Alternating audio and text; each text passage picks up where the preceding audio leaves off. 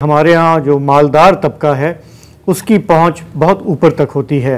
आप जानते हैं कि हमारे यहाँ एफबीआर का जो रेगुलेशंस हैं हालिया बजट में उसमें रद्द-बदल किया गया। एफबीआर को इख्तियारात दिए गए कि वो गिरफ्तारियाँ कर सकते हैं, जुर्माने लगा सकते हैं। हमारी जो बिज़नेस लॉबी है, जो इंडस्ट्रियलिस्ट हैं, वो इससे नाखुश हैं और उन्होंने कम से कम 2 चैम्बर्स ने तो हड़ताल की भी धमकियाँ दी।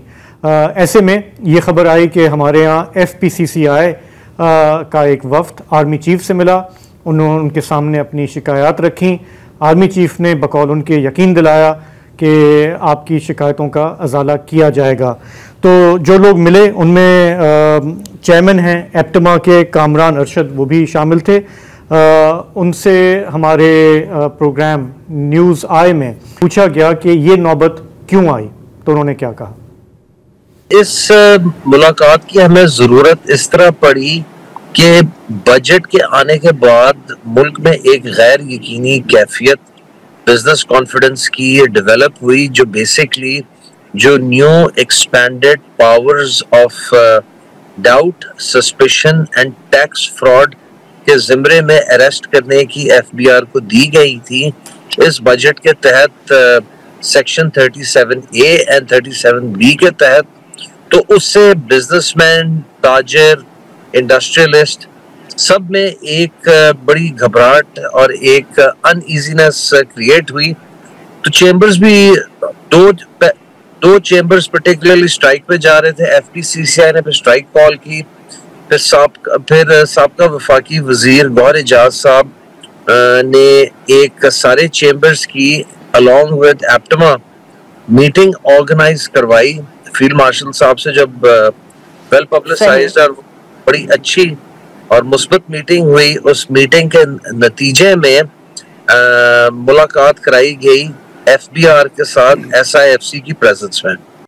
कामरान अरशद बता रहे थे हमारे डॉन न्यूज़ के प्रोग्राम न्यूज़ वाइज में कि ये नौबत क्यों आई और आर्मी चीफ ने क्या कहा। मैंने अपनी पूरी जिंदगी में कभी एप्टमा को खुश नहीं देखा। मैंने अपनी पूरी जिंदगी में किसी बड़े ताजर और सनतकार को किसी बजट से खुश नहीं देखा। ये भी अच्छा, मैंने पिछले 10 साल से तो है कि हालांकि इस मुल्क में वज़ीर ख़जाना है, कायदे से उनसे बात करनी चाहिए, FBR के चेयरमैन से बात करनी चाहिए, वज़ीर आज़म से बात कर लें, लेकिन कम से कम राहिल शरीफ के ज़माने से मैं ये देख रहा हूँ कि जब भी बजट आता है तो सनतकार वहाँ जाते हैं और कहते हैं सर कुछ करें, और फिर वहाँ से ज़ाहिर है कुछ करने की सिफारिश की जाती है मुतल्लिका इदारों को और कुछ हो जाता है। इसका मतलब ये हुआ कि FBR में लाख खामियां सही, आप जो मर्जी उसे कह लें, जब भी वो IMF के दबाव पे या अपने तौर पे रिफॉर्म्स पुश करने की कोशिश करता है या टैक्स चोरी या कलेक्शन को बेहतर बनाने की कोशिश करता है, तो हर साल हम यही सीन देखते हैं, भले कोई भी हो। अच्छा, अब ये इन्होंने बताया कि आर्मी चीफ से इन्होंने मुलाकात की और ये किया। अब जाहिर है कि जब सनतकारों की लॉबी इतनी मजबूत। अच्छा, और दूसरी बात ये कि मेरे बाल सफ़ेद हो गए, मेरे भी। किसी भी बजट के बाद एप्टेमा का क्वार्टर पेज का या हाफ पेज का फ्रंट पेज इश्तिहार आप ज़रूर देखते होंगे, बर्बाद हो गए, लुट गए और ये क्या हो गया फलाना, यानी हर पाकिस्तानी वज़ीर ख़जाना डफर है जी, और उनके मफादात को नाकाबिल तलाफ़ी नुकसान पहुँचाता है।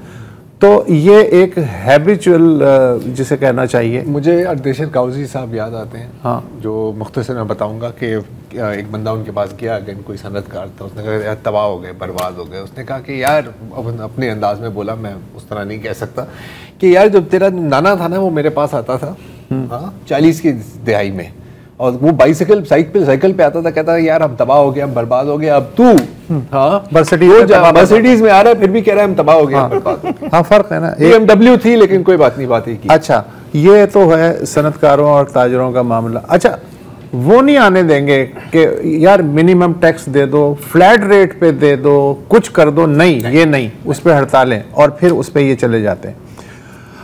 दूसरा जो तबका है वो है ज़रई तबका।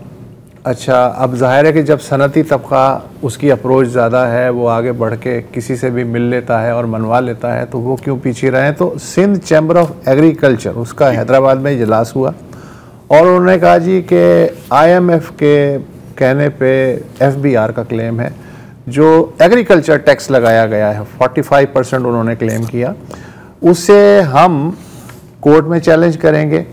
अगर ये टैक्स वापस नहीं लिया जाता तो अगले साल सिंध में गंदम की बजाय मुतबादिल फसलें काश्त की जाएंगी।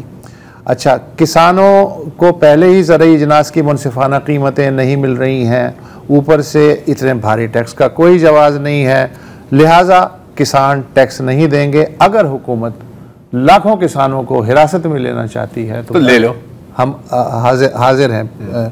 अच्छा, उन्होंने मुतालबा किया कि ज़रई शोबे को भी सनती शोबे के बराबर मराहत दी जाए। ठीक है, ठीक है, ट्रिकल डाउन इफेक्ट। हाँ, एक शोबा जो है वो लाडला है तो दूसरा शोबा क्यों ना हो। तो FBR के साबिक चेयरमैन शब्बर जैदी साहब हमारे साथ मौजूद हैं। शब्बर भाई, कोई सवाल मेरी समझ में नहीं है, आपसे करूं क्या, कहां से शुरू करूं? ये इस वक्त की सूरत हाल तो हमने बता दी। देखिए, दो बातें इसके अंदर है। पहली बात तो ये है कि जो खवानीन आए हैं और जिनके खिलाफ शिकायत की जा रही है, क्या वो जायज हैं और उनके जो शिकायत है वो जायज है? बात तो दुरुस्त, पाकिस्तान में पावरफुल माफियाज हैं, वो जाकर अपना काम करा लेते हैं। पहले तो आपकी नज़र में ये जो इन सनतकारों के तहफ़्फ़ुज़ात हैं और ताजरों के तहफ़्फ़ुज़ात हैं, स्पेसिफिकली जो FBR को जो पावर्स दी गई हैं, जो इनको पावर्स को एक्सपैंड किया गया है, आपकी नज़र में ये जायज़ है? देखिए, जहाँ तक अरेस्ट करने की पावर का सवाल है, उसमें मेरा अपना ख्याल है कि ये ताज़ी तंजीमें ठीक बात नहीं कर रही और जो ओरिजिनल फाइनेंस बिल आया था उसमें गलत पोजीशन थी, मगर जब फाइनेंस एक्ट इक्सेल्फ आया है तो वो तमाम चीजें ठीक कर दी गई हैं।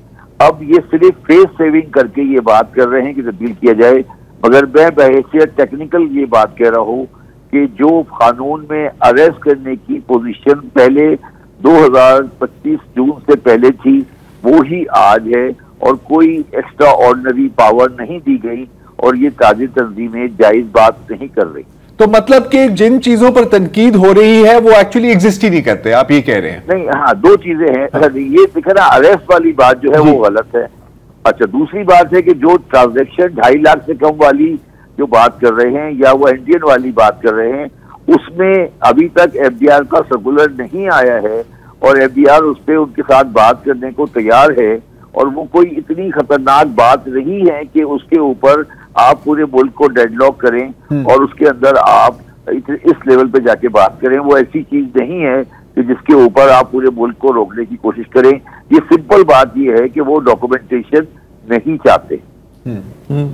और ये तो मसला आपके वक्त पे भी था, मुशर्रफ साहब के वक्त पे भी था। मैं वही कह रहा हूँ ना, जो मेरे वक्त में था, ये बेसिकली पाकिस्तान का पूरा जो ट्रेडिंग माफिया है, ये जो सारा माफिया है, ये आपके बाकी नीचे वाले जो सारे यार्ड डीलर हैं, नीचे मैन्युफैक्चरर हैं, ये सारे अनडॉक्यूमेंटेड पे बैठे हुए हैं। इनका सारा धंधा काम ये है, ये नहीं चाहते कि बशबैशत दस्तावेजी हो और ये पूरा ये सारा सिलसिला है। इसको एक दफा गवर्नमेंट को टेक ऑन करना पड़ेगा और अगर इस तरह इससे बैकआउट हुए तो वो पाकिस्तान के लिए नुकसानदेह होगा। ये नहीं, इस तरह नहीं चल सकता। अच्छा, बिल्कुल इसको टेक ऑन करना चाहिए, लेकिन जब हमारे जो सबसे बड़े सनतकार हैं और सारा एप्टमा इतने ऊपर से आए कि हुकूमत के पास शायद कुछ बचे ही ना, तो फिर क्या ये सवाल नहीं उठता कि आपके जितने इदारे हैं, FBR हो गया या आपके फाइनेंस मिनिस्टर हैं, इनकी फिर पोजीशन क्या है? सिर्फ एक परफॉर्मेटिव के लिए बैठे हुए हैं? अगर इतनी पहुंच है सनतकारों की कि वो जी, देखिए मेरी बात सुने, मैंने कहा ना कि अरेस्ट वाला जो सिलसिला था उससे जो फाइनेंस बिल आया था वो बिल आया, उसके बाद असेंबली में डिस्कशन हुई, पीपल्स पार्टी वालों ने बड़ा पॉजिटिव रोल अदा किया, उसको चेंज कराया और सेनेट कमेटी में गया, फाइनेंस कमेटी में गया और वो ठीक हो गया। अच्छा, अब अगर वो ठीक हो गया तो अब आपको क्या तकलीफ है? मतलब आप ये कानून में पहले भी था, तो ये मेरा जाती व्यू है, ये इस वक्त सिर्फ फेस सेविंग कर रहे हैं और ये सिर्फ गवर्नमेंट को बिला वजह बैकफुट पे ले आना चाहते हैं। मैं CBR की तारीफ नहीं कर रहा, मगर मैं समझता हूँ इस साल में कोई CBR की बुनियादी गलती नहीं है जहाँ तक फाइनेंस एक्ट का सवाल है। अच्छा शब्बर साहब, मैं ये जानना चाहता हूँ कि कल्चर ये है, और आप भी भुगतते रहे हैं बतौर चेयरमैन FBR और बतौर टेक्नोक्रेट, कि अगर मेरा पव्वा लग रहा है किसी इन्फ्लुएंशियल तक तो मैं अपने तबके के लिए कुछ ना कुछ रियायतें ले लूँगा। जो पॉलिटिकल लोग हैं वो खुद इसे आप कॉन्फ्लिक्ट ऑफ इंटरेस्ट कह लें या कुछ भी कह लें, वो खुद सनतकार हैं और ताजिर हैं और अवामी ओहदों पे भी फायज हैं। इदारे जो हैं वो अल्टरनेट मईशत अपनी अपनी बना के बैठे हुए, आपको बखूबी पता है कि किन इदारों की बात हो रही है। तो और लिप सर्विस ये है कि रिफॉर्म होनी चाहिए, रिफॉर्म नहीं हुए तो हम आगे नहीं बढ़ सकेंगे। कोई वाकई रिफॉर्म अमलन चाहता भी है इस मुल्क में? देखिए, बड़ी सिंपल सी बात है कि मेरे जाती हिसाब से जो रिफॉर्म चाहता, दिल से कोई नहीं चाहता, उनका वोट बैंक डिस्टर्ब होता है। वो सिर्फ इसलिए चाहते हैं कि उनको इंटरनेशनल मॉनेटरी एजेंसी से ये प्रेशर आया हुआ है कि आप रिफॉर्म करें। बाकी उनका दिल से कोई, जो उनका वोट बैंक है उसमें उनको कोई शौक नहीं है कि पाकिस्तान में रिफॉर्म करे। और उसकी सबसे बड़ी वजह यह है कि उनके पास कोई पाकिस्तान के लिए लॉन्ग टर्म प्लान नहीं है। जहां तक इदारों का सवाल है, वो इन्वॉल्व इसलिए होते हैं कि हमने उन लोगों को जगह दी हुई है। आपका दरवाजा खुला हुआ है, तो दरवाजा जब खुला हुआ है तो कोई भी जाकर आपसे रिक्वेस्ट कर सकता है और आप इस इन्वॉल्व हो जाते हैं। मेरा जाती व्यू है, पर्सनल व्यू है कि इदारों को इन चीजों में इन्वॉल्व नहीं होना चाहिए। ठीक है, एक वक्फा लेते हैं। प्रोग्राम में वापस खुश आमदीद। शब्बर जैदी साहब हमारे साथ हैं। अभी हम बात कर रहे थे सनतकारों और ताजरों की। शब्बर जैदी साहब, ये भी हम देख रहे हैं कि ज़मींदार ख़ास करके सिंध में उनकी जो तंजीमें हैं वो कह रही हैं कि भाई हम भी नहीं देंगे ज़राई आमदनी पे टैक्स, ये IMF की फरमाइश पे ये सब किया जा रहा है, हम तो वैसे ही इतने कुचले हुए हैं, हमारी जो इनपुट्स हैं वो इतनी महंगी हैं। तो इसमें आपको नज़र आता है कि कोई कामयाबी हो सकती है गवर्नमेंट को, या यहाँ भी पीछे हटना पड़ेगा? देखिए, मेरा जाती व्यू है कि एग्रीकल्चर टैक्स जो लगाया गया है, वो जिन्होंने लगाया है वो भी अच्छी तरह जानते हैं कि इसमें से कुछ रिसीव नहीं होगा। मैं आपको सिर्फ बता देता हूं कि पूरे पाकिस्तान की टैक्स कलेक्शन 14,000 बिलियन रुपीज है, 14,000 बिलियन।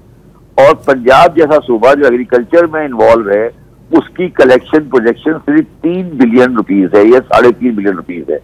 तो ये तो आप वैसे ही ध्यान में रख लें कि उनका लेने वाले का भी कोई इरादा नहीं है। अब ये जो दरमियान में आके वो कह रहे हैं कि हम नहीं देंगे, ये सिर्फ इसलिए कह रहे हैं कि वो कोई डॉक्यूमेंटेशन करने में इंटरेस्टेड नहीं है। एग्रीकल्चर इकोनॉमी जो है उसको ये अंदाजा है कि अगर आप किसी डॉक्यूमेंटेशन में जाएंगे तो उनके सारे 2 नंबर तरीके, 2 लैंड होल्डिंग और बहुत चीजें सामने आएंगी। तो वो इसलिए परेशान है, उनको परेशानी पैसे की नहीं है। तो मतलब कि सबसे बड़ी गलती है जो लोग फाइलर्स हैं, सामने आ जाएंगे, वडेरे सामने आ जाएंगे, जमीन की होल्डिंग सामने आ जाएगी, किसकी जमीन किसके पास है वो सामने आ जाएगी। उनको परेशानी इन चीजों की है, वो किसी किस्म का लॉ एंड ऑर्डर नहीं चाहते एग्रीकल्चर माशरे में, क्योंकि एग्रीकल्चर माशरा हमारा किसी भी किस्म की डॉक्यूमेंटेशन, किसी की किस्म की दस्तावेज से पाके उनको कोई शौक नहीं है कि वो कोई सिविलाइजेशन की कोई तहजीब वहां पे ला सके। उनकी बुनियादी वजह ये है, उनको पैसे का मसला नहीं है। चाहे वो पंजाब हो, चाहे वो सिंध हो, चाहे वो फ्रंटियर हो, ये जागीरदाराना निजाम के खिलाफ एक इनफैक्ट एक टूल है। जब एक डेटा टैक्स का गवर्नमेंट के पास आएगा, क्योंकि पटवारी तो उनका जाती नौकर है, जब ये चीज SRB में आएगी या पंजाब रेवेन्यू अथॉरिटी में आएगी तो हो सकता है कि बहुत सी चीजें सामने आए जो मुझे और आपको नहीं पता। तो शब्बर जैदी साहब, हम किसको बेवकूफ बना रहे हैं? क्या अगर IMF को बेवकूफ बना रहे हैं तो क्या वो बन जाएंगे? वो उनको नजर नहीं आ रहा। कोई नहीं बना, हम अपनी कौम को, हम अपने आप को बेवकूफ बना रहे हैं। हम समझ रहे हैं कि ये हम खेल खेल रहे हैं और इस तरह के खेल से ये मुल्क माशी तौर पे बाकी रहेगा। हम किसी को बेवकूफ नहीं बना रहे, हम अपने पैर पे कुल्हाड़ी मार रहे हैं, हम खुदकुशी कर रहे हैं, हम कोई किसी को बेवकूफ नहीं बना रहे।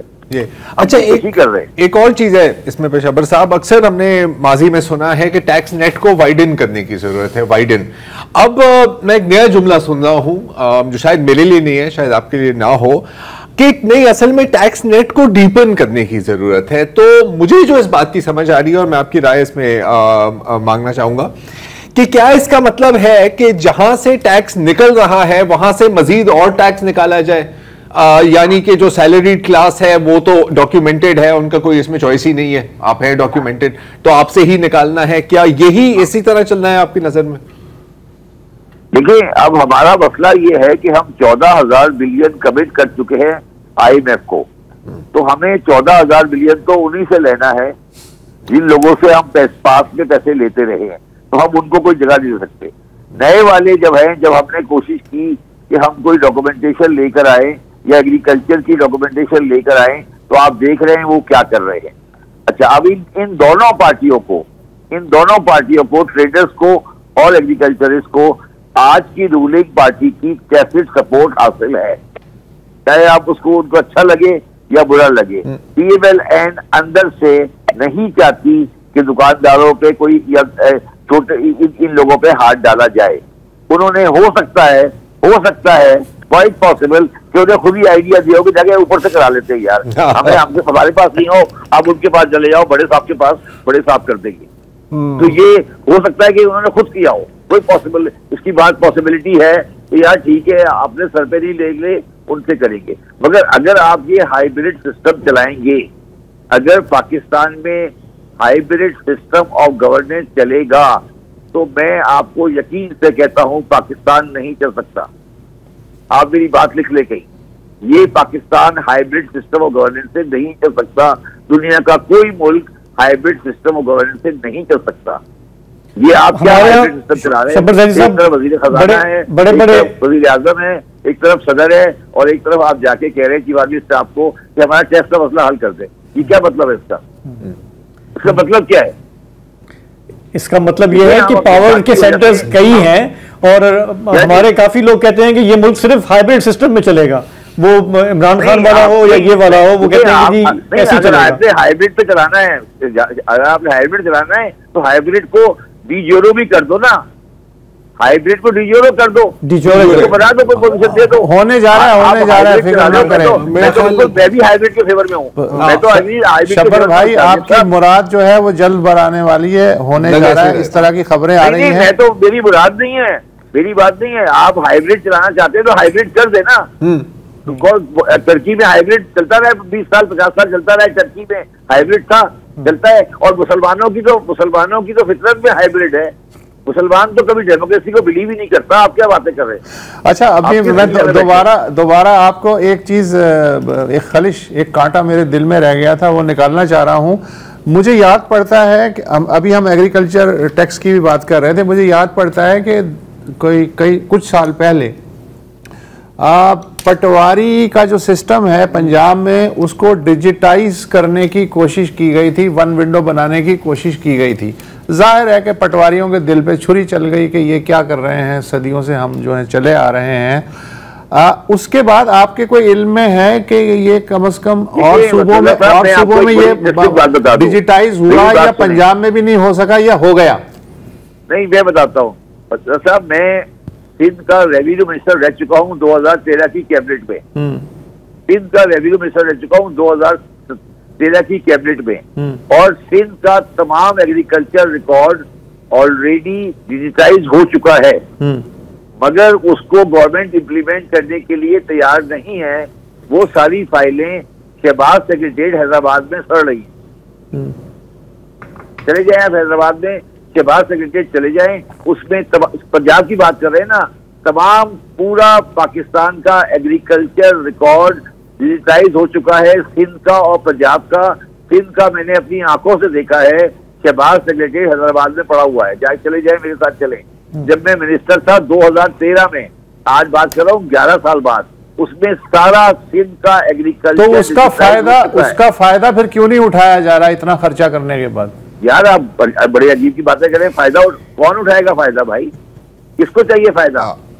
नहीं तो डिजिटाइज करने का शौक था। आप किस दुनिया में यार, किस दुनिया में हो उनको फायदा चाहिए, जिनके पास सुधार है उनको फायदा चाहिए। अगर मैंने डिजिटाइज कर दिया तो मैं पटवारी, तहसीलदार, डिप्टी कमिश्नर के ऊपर जोर कैसे चलाऊंगा? पता है मुझे, मेरी सियासत चलती है इस बात के ऊपर है।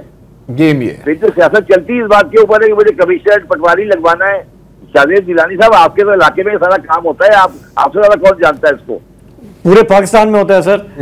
Why are you picking on Fairport? ना, अगर पटवारी, एसी, डीसी, अगर जमीनों का रिकॉर्ड हो गया तो डिजिटाइज, तो ये तो खत्म हो गया। नहीं, आप कह रहे हैं ना डिजिटाइज तो हो चुका है, आपने अभी कहा है इम्प्लीमेंट नहीं हुआ ना यार, मतलब इनका मतलब है इम्प्लीमेंट नहीं हुआ ना। अच्छा, आज आपकी रजिस्ट्री होती डिजिटाइज पे नहीं होती, आपकी रजिस्ट्री होती है नॉन डिजिटाइज पे। बिल्कुल बेहतरीन हो गया। इससे मेरा मुंह नहीं खुलवाओ, इससे मैं बहुत कुछ जानता हूँ। हाँ, बस सही है, ठीक है। नहीं ठीक है, और वक्फा भी हम लेना चाह रहे हैं तो सही वक्त और बहुत शुक्रिया। जितना बोला शब्बर साहब ने उतना काफी है। हाँ, इतना ही काफी। आड़े वक्त में शब्बर भाई एक चीज, अभी वो वार्म अप हो रहे थे। एक हाँ नहीं यही सही है।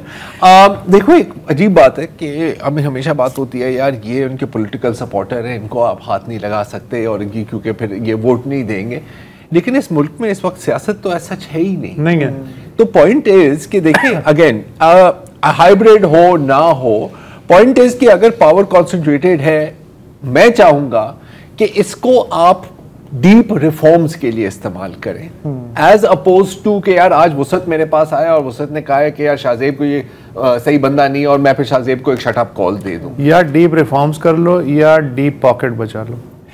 My point is कि right now you have the power to do it। मेरा ये है, देखो आपने फॉर्म 47 पर आना, आपने किसी वोट बैंक पर नहीं आना, आप इसी तरह आए हैं। पावर सेंटर हम सबको पता है क्या है, क्या उस पावर का बेहतर इस्तेमाल हो सकता है? नहीं। चलिए देखिए बेहतर इस्तेमाल देखा हमने ना, जब आपके यहाँ ये डीवैल्यूएशन हो रही थी, जब आपके यहाँ डॉलर बाहर जा रहा था, किसने रुकवाया? जब आपके यहाँ ये रीनेगोशिएट करने थे पावर टैरिफ, वो किस तरह से हुए? तो वहां पे हमने कह सकते हैं कि थोड़ा सा पॉजिटिव इन्फ्लुएंस देखा। लेकिन पावर की नेचर ये है कि आपको पता नहीं लगेगा कि अब मैं सही इस्तेमाल कर रहा हूं या गलत इस्तेमाल कर रहा हूं अगर उस पर चेक एंड बैलेंस नहीं है। तो ये जो अभी शख्स आना है, ये मेरा ख्याल है उसी की रिफ्लेक्शन है।